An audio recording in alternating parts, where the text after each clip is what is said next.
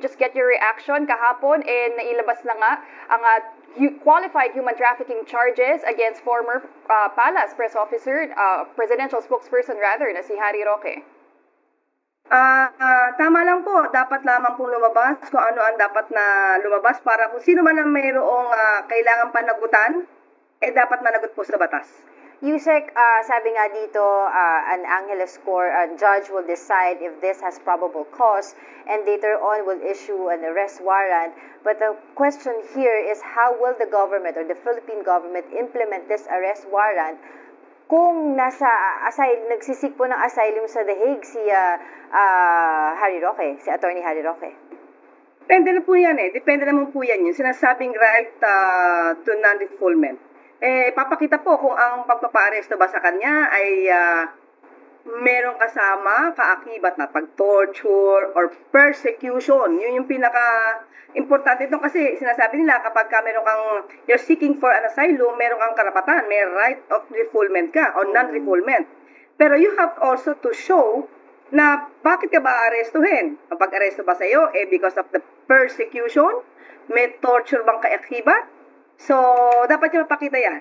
So now, may case tayo, itong case naman na to, ay makikita siguro ang ebidensya, hindi naman siguro po ang gobyerno ng Netherlands ay magbubulag-bulagan sa ganitong mga klaseng mga sitwasyon. Pero syempre po, nasa gobyerno pa rin po ng Netherlands yan. So, tandaan natin, ang Netherlands po, miyembro po ito ng Interpol. Yeah, but can you enlighten us, Yusek, because we're not lawyers here, and sinasabi nga po dito, ang Pilipinas at saka Netherlands ay wala pong extradition treaty. Yes, totoo po. Lumalabas po ng walang extradition treaty. Pero, nakita ko po na ang Netherlands naman po ay miyembro ng Interpol. Kung Interpol to Interpol naman po ang pag-uusapan natin, malamang din po ay magko-commit sila at magbibigay din po sila ng kooperasyon patungkol dito. So, Yusek, tama po ba? So, the DOJ can coordinate with Interpol. Kung if ever magkakaroon nga ng arrest warrant, si Interpol po mag-i-implement nun. Yes, government to government, pag-uusapan po muna para po sa respeto po. Pero sabi po natin, kung ang Netherlands po ay miyembro po ng Interpol, ay maaari po makipag-ugnayan ng Interpol to Interpol. Well, Yusek, just based on what you know, gano'n ba po ba ka-solid yung ebidensya laban dito kay Attorney Harry Roque? Because he did argue multiple times, he maintains na siya ay naging legal representative lamang. In fact, hindi naman niya alam kung bakit siya nasama dun sa organizational chart. But is it really possible for a legal representative of a corporation to not know the nature of their business? But unang-una, baka nakalimutan po ni Attorney Harry Roque na he had this revelations in one of the radio program interviews. He admitted that this whirlwind, sinabi po niya, ito ay yung kayang kliyente, Cassandra Ong, na itong whirlwind ay di umano, ay isang service provider. Service provider that provided everything, including the employees. So, ibig sabihin, if this whirlwind is working for Lucky South 99 to recruit the employees at siya yung lawyer, so ibig sabihin, may alam siya doon. Yeah. And, hindi lang po yan, pati po kasi yung license, si service provider, di umano ang whirlwind, and he was the one seeking, di ba? Or asking help ma-renew ang license ng Lucky South 99, it's direct participation. Pero, Yusek, yes, he indeed admitted na nag-lawyering po nga siya doon, as you mentioned. Pero sinasabi din po niya repeatedly that these actions does not mean or do not mean na trafficking. Okay, again, yung empleyado po niya, tinulungan niya na as service provider, not just the owner of the land, not only the lessor, diba? Hindi lang through the one that leasing the property. Hindi lang yon, hindi lang leasing the property. As service provider. And he knows it. Kapag service provider ka, and your client is providing all the employees. So, siyempre lahat buhay. Buhay sila yung nagre-recruit So, anong pwede niyang sabihin po doon? Well, that's his admissions. Those are all his admissions in one of the radio program interviews. So, tignan po natin kung ganyan naman po ang kanyang depensa. it's up to him to defend himself, to defend his cause, para ma-acquit po siya. Mm-mm. Well, Yusek, hindi lang naman po si Attorney Harry Roque yung nasampahan ng kaso, no? Even Cassandra Ong and other members nitong Whirlwind Corporation. Pero may iba pa po ba nga pwedeng charges na ma-file sa kanila bukod dito po sa qualified human trafficking? Because PAOK did find other evidence nga ng illegal detention, cybercrime fraud, etc. po. Lumalabas po ngayon, hawak ko po ngayon ay marami po talaga nasampahan ng qualified human trafficking. Pero yung iba po, may mga na-dismiss naman din pong. May mga respondents na hindi po sila nakakasama at na-dismiss naman po yung mga kaso. So, as of the moment po, yun po yung nasampahang kaso, yung qualified human trafficking. Before we move forward to another issue, maybe you want to give a message to Attorney Harry Roque in light of this cases filed against him? Well, since this is already a case filed against, well, he can make any legal actions, he can make any pleading, he can file a motion for reconsideration if he wants, but at least he should face the charges filed against him here in the Philippines. Diba? Sabi nga nila, bring home, bring FPRRD home. So we should also request, since there's already a case now that will be filed, there's a recommendation that the case should be filed in court, so he should face it here. He should face those cases here in the Philippines. So let us bring Attorney Harry Roque home. All right, taking this opportunity to ask you na rin po regarding the issue surrounding the 20 pesos per kilo rice program po ng Department of Agriculture under PBBM administration. A lot of people are questioning its timing, because after 3 years of this administration, bakit ngayon lang na ipatupad ang 20 pesos na programa na ito? So siguro po doon sa mga nagsasabi ng ganyan, hindi po siguro nila aware kung paano ba magtrabaho ang Pangulo. Hindi lang naman po ito ang issue sa bansa. Pero iniisa po para matupad lahat ang kanyang mga aspirasyon, ang kanyang goals, ang kanyang pangako para sa taong bayan. Hindi po in just one click, kaya na agad. Dahil bakit? Hindi naman po diktador ang ating Pangulo. So yan ay inaaral, ano ang tamang pamamaraan, paano yung budget, paano yung pagtulong ng LGU, paano maibibigay lahat ito ng nasa tama at nasa legal na pamamaraan. Hindi po ito pwede basta na, boy, gusto ko yan. Hindi po ganoon ang Pangulo. Lahat po ay dapat na naaayon sa batas at dapat po ay tama. So with this, sabi nga natin, ang serbisyo ng gobyerno, wala pong sinasabing timing dito. After election ba natin ibibigay? Of course not. Sabi nga nila, kailan pa? Kailan pa ibibigay yung damo? Kapag patay na ba yung kabayo? Kung ngayon kailangan, ngayon ibigay. Kung ngayon kayang ibigay, ibigay na ngayon. Dapat ng trabaho ng gobyerno, supposed to be 24/7 para sa taong bayan. So with this, nagkaroon po ng magandang pag-uusap, nakatulong ang Visayas governors, ang lokal na pamahalaan sa Visayas. So ba't hindi po natin i-grab para maibigay po kaagad-agad sa mga constituents, sa taong bayan dyan sa Visayas in particular. For the meantime lang naman po ito kasi hindi po ang Luzon at ang Mindanao gagawin nila ng programa. So unahin lang po muna tayong Visayas dahil marami pong supply dyan. Diyan po talaga maraming supply ng bigas. And at the same time, yung mga local government officers natin dyan, nagpahayag ng kanilang pagtulong. So, why not grab it? Opo. Yusek, follow-up lang po, it's good that you mentioned po kasi napag-aralan po ng administrasyon bago po inimplementa ito. Pero po, doon po sa one of your interviews, you said po na ito pong kalidad, sa usapin po ng kalidad ng bigas na ito na pinag-uusapan, ang sabi niyo po, ito ay 33 pesos talaga, na bigas. At ito po ay sa-subsidize. So this is going to be heavily subsidized by the government. So po ang issue daw po dito kasi Yusek, manggagaling pa rin sa taong bayan yung pera na gagamitin dito sa programa na ito. Tingin po naman natin ay walang masama po doon dahil ang ayuda, ang AIX, ang tupad, galing po lahat yan sa taong bayan.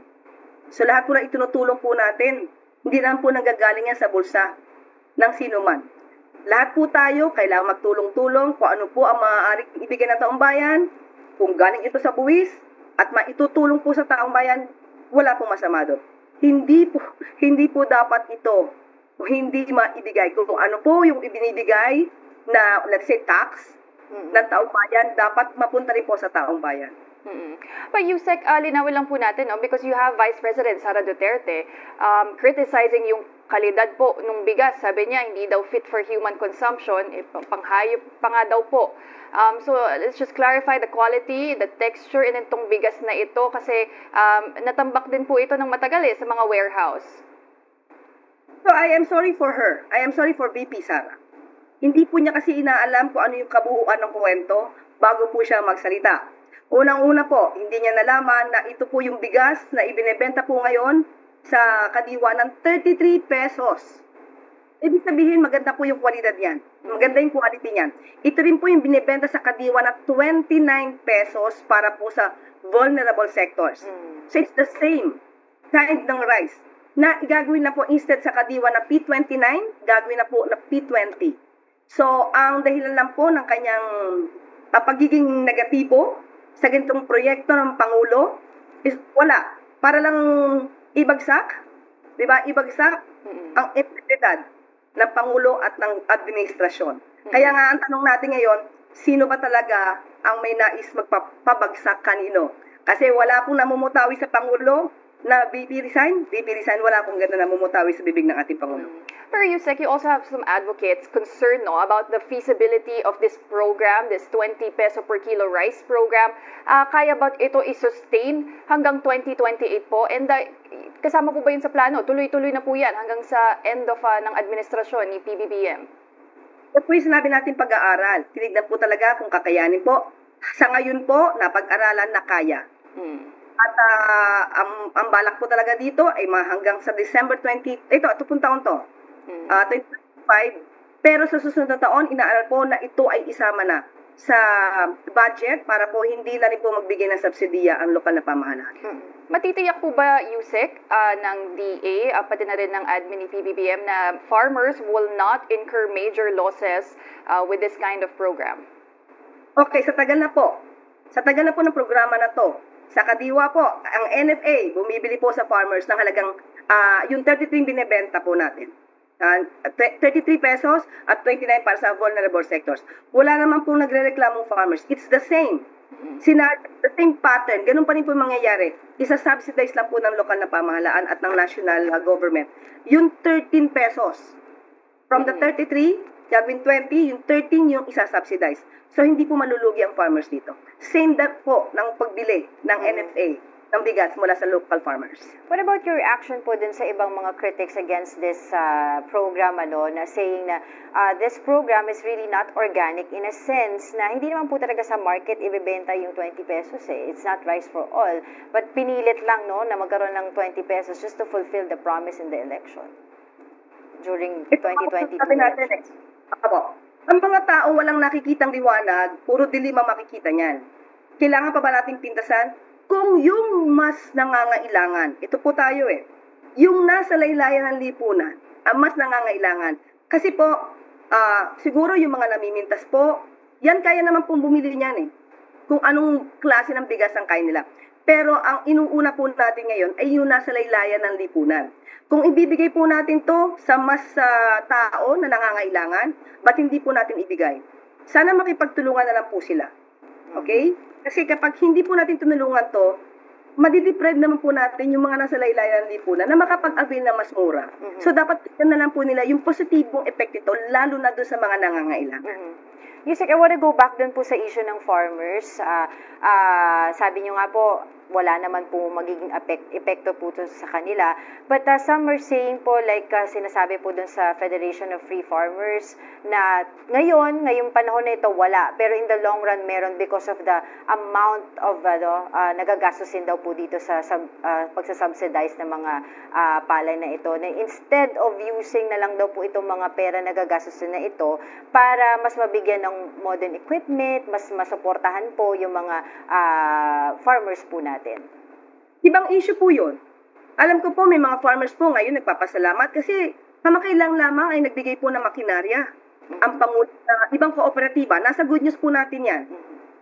So ibang usapin po yun, ang pagtulong po sa farmers, yung pagbibigay po ng mga titulo, yung tandaan po natin, nagkaroon din po ng amnesty sa mga utang ng mga farmers para yung kanilang mga lupa ay manatili sa kanila. Iba pong proyekto yan. So, hindi po naiiwan ang mga farmers natin. Maraming proyekto ang Pangulo. Maraming binibigay na fertilizer ang Pangulo sa mga farmers natin. Marami po nagsasabi mga farmers sa atin yan. So, iba po ang magiging proyekto natin para sa ikauunlad po ng mga farmers. At iba naman po itong pagbibigay po ng bigas sa halagang 20 pesos kada kilo sa mga nangangailangan. They're also looking at po kasi dun sa Federation of Free Farmers na one of the factors na na-consider po na gawin itong 20 pesos is to really decongest yung NFA rice po natin sa warehouse. Is that really true po? Totoo po yan. Kasi kamakailan lamang po, ang naging problema po ng NFA dahil nga po dito sa RTL, yung Rice Verification Law. Hindi po makapagbenta ng diretso ang NFA sa tao. Because nahaharangan po nung batas ng Rice Verification Law. So yun lamang po yung pinakikiusap. Yung provision na po na yon, even before po, kahit nagkaroon ng amendments, naharang po kasi ito eh. Naharang po itong provision na to na nare-request na noon pa po ng administrasyon. May proposal po dyan na bigyan po ng power ang NFA. Kahit po si Secretary Laurel, yan po yung hinihiling. Pero nagkaroon ng amendment, pero naiwan po yung provision na yon.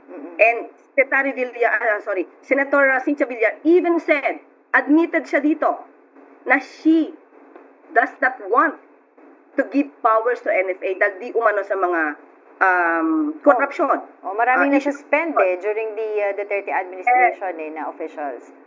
But why should we remove the power when it should be the people who are allegedly corrupt? They should be the one to be removed, not the power of the NFA. Kasi pag tinanggal mo yung power ng NFA, ano nang kikilos to? For the people. So, since tinanggal mo yung power ng NFA, ito yung magiging resulta. So, dahil diyan, hindi po nakapagbenta ng derecho, natandaan mo natin, minsan marami pong nagiging aging rice, nagiging laon. Dahil hindi po ito na ibibigay kagad, dahil hindi naman bumibili karamihan ng LGU. Kanya mabebenta lang po ng NFA yan sa LGU. Hindi po diretso sa tao. So, that's the problem. With that, tama po na ang dami binibili ng farmers, from the local farmers, na iimbak. Hindi naman karamihan, madalas ang calamity sa Pilipinas, thank God, walang masyado. Pero doon po nagagamit yan, sa pamamagitan din po ng DSWD, bibili po yan. Pero, kapag natambak po yan, mangangailangan pa po ang NFA na mag-lease, mag-rent ng mga storage for the stocks po. So, kailangan po talaga yan mailabas din po yan, ma-release po yan ng mga. Well, Yusek Claire, on a different topic, kakalabas lang po ng Okta Research Survey on the trust and performance ratings of our top officials. And for President Bongbong Marcos, his numbers dipped from the fourth quarter of last year.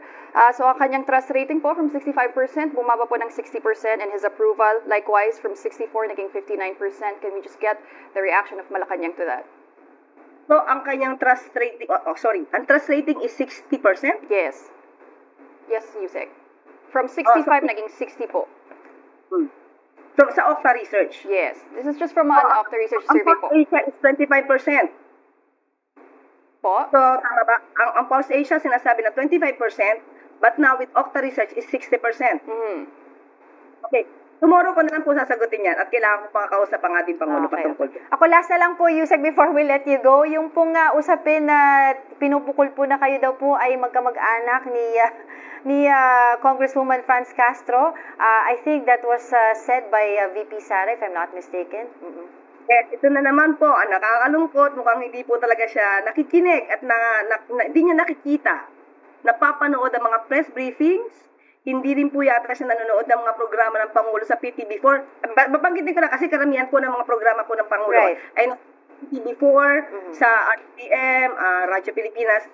So that's the problem with her. Hindi po siya nanonood, hindi niya nakikita yung mga trabaho ng Pangulo at ng pamahalaan para sa taong bayan. And with that issue, hindi rin po siya nakinig at nanood ng press briefing.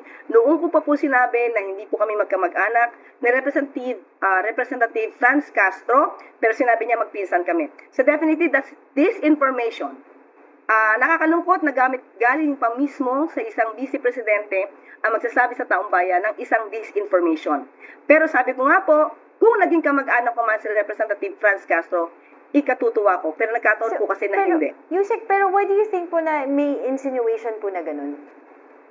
Insinuation, hindi siya insinuation. Oh. Ginawa niya factual. Oh, bakit po do you think na may ganun po na sinasabi kayo po yung magkamag-anak? And what's the story behind it? Bakit po kailangan sabihin po yun? Siguro, ako, I cannot speak for the Vice President, Yeah. but the way I see it, it's just, Representative Francisco is kind of critical on her because of 125 million confidential funds that as of now, hindi pa rin di umano na account ng mabuti dahil ang dami-daming lumalabas na mga fake or mga questionable receipt from the OVP and the DepEd. So, ako naman, I'm not critical on her. Nagkataon lang po siguro na kailangan ko lang sagutin kung ano yung mga issue na ibinabato niya sa Pangulo at sa pamahalaan. So parang nagano kakampihan kayo, baka gano'n ang isip. The same issue and we have the same ideas or opinion, hindi pwedeng hindi magkapareho. Pero hindi sabihin nun na nag-usap kami to be critical on her.